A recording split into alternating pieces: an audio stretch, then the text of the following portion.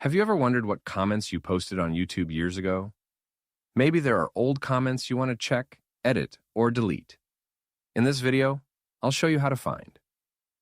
First, open the YouTube app on your phone, then tap on You in the bottom right corner. Next, tap the gear icon in the top right to open settings. From here, tap on Manage All History.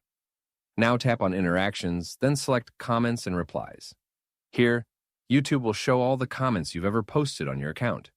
You can tap on any comment to open the video again, or tap the X icon to delete comments you no longer want public. A lot of people don't know this section exists because YouTube hides it pretty deep inside the settings.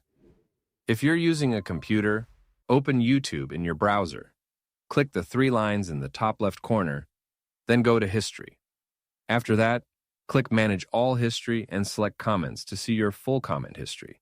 This is a great way to clean up old comments, review your activity, or revisit videos you interacted with years ago. And that's it.